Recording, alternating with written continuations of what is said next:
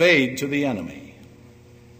This is treason as defined by the Constitution. It could easily be that one of the reasons this undeclared war in Vietnam is purposely being prolonged is to provide the excuse to further weaken our economy and to institute more socialistic controls over our people. Of course, within the next few days, there may be some dramatic moves made in order to placate and deceive the electorate, as there was during the so-called Cuban Missile Crisis. But do not be misled. President McKay has said that the Supreme Court is leading this nation down the road to atheism. Not only is the court leading this nation down the road to atheism, but in one tragic decision after another, they are leading this nation down the road to communism. One such decision caused Dorothy Healy, communist spokesman for the West Coast, to rejoice in these words, quote, "This is the greatest victory the Communist Party ever had," unquote. The communists have held victory rallies to honor the Supreme Court and its decisions. The Book of Mormon tells us what corrupt judges can do to freedom.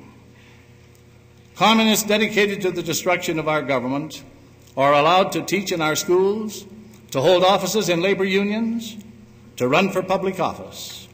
Recently, an open and avowed leader of the Communist Party in one of our states ran for a county office and received 87,000 votes. J. Edgar Hoover, the best informed man in government on the socialist-communist conspiracy, stated, quote, "We must now face the harsh truth that the objectives of communism are being steadily advanced because many of us do not realize the means used to advance them. No one who truly understands what it really is can be taken in by it. Yet the individual is handicapped by coming face to face with a conspiracy so monstrous he cannot believe it exists. The American mind simply has not come to a realization of the evil which has been introduced into our midst," unquote. President McKay has said that this nation has traveled far into the soul-destroying road of socialism.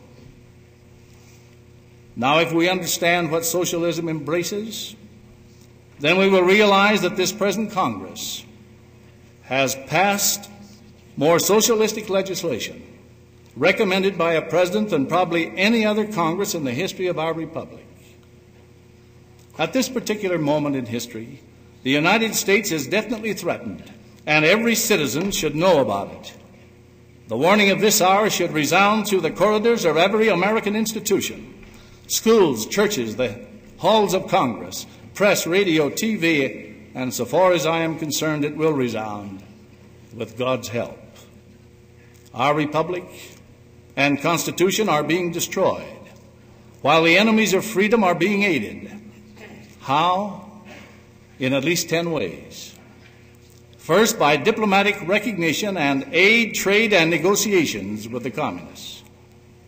2, by disarmament of our military defenses. 3, by destruction of our security laws and the promotion of atheism by decisions of the Supreme Court. 4, by loss of sovereignty and solvency through international commitments and membership in world organizations. 5, by undermining of local law enforcement agencies and congressional investigating committees.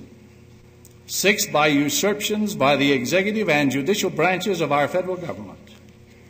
7, by lawlessness in the name of civil rights. And 8, by a staggering national debt with inflation and corruption of the currency.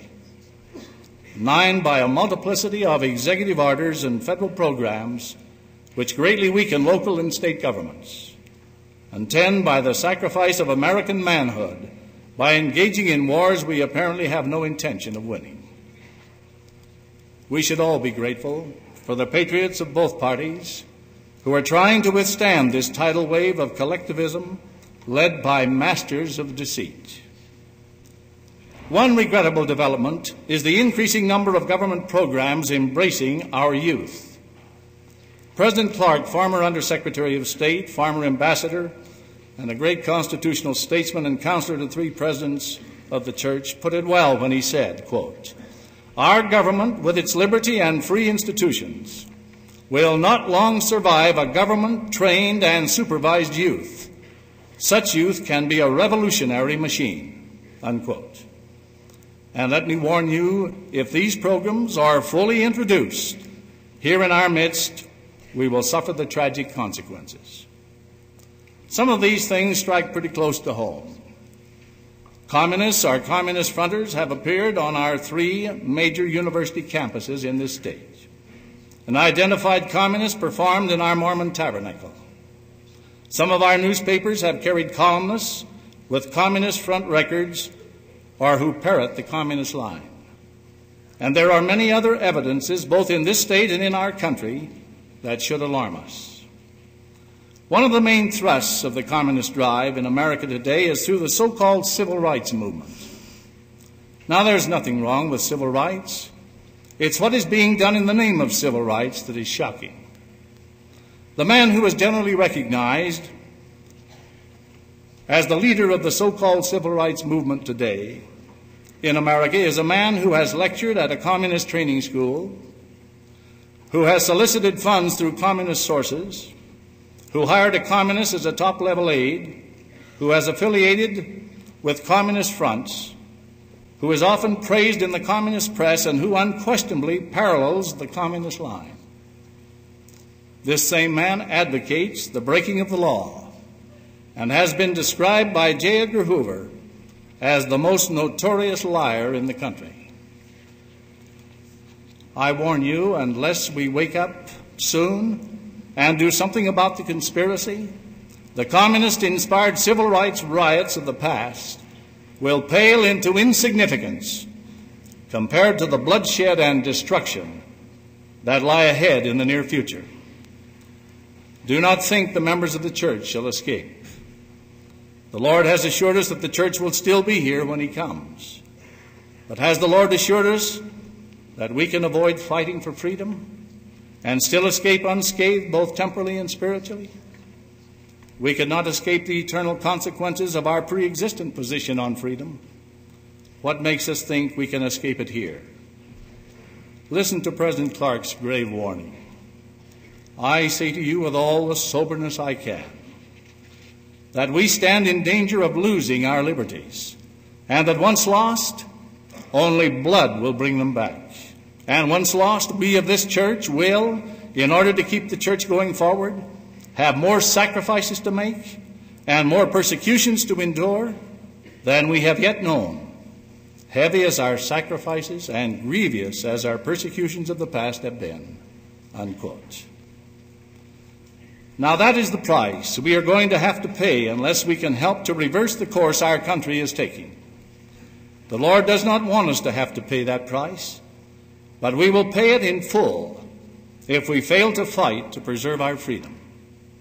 Often the Lord has to send persecutions in order to rebuke and try to purge the unfaithful. He has done it in the past, and he can do it again. If we deserve it, we will get it. Next to being one in worshiping God, says President McKay, there is nothing in this world upon which this church should be more united than in upholding and defending the Constitution of the United States. There are some who would have us believe that the final test of the rightness of a course is whether everyone is united on it. But the church does not seek unity simply for unity's sake. The unity for which the Lord prayed and of which President McKay speaks is the only unity which God honors. That is unity in righteousness, unity in principle.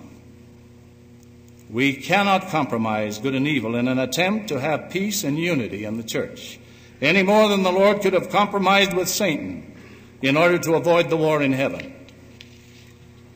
Think of the impact for good we could have if we all united behind the prophet in preserving our Constitution.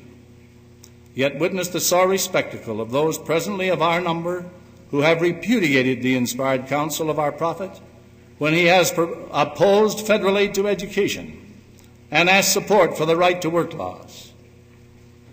It is too much to suppose that all the priesthood at this juncture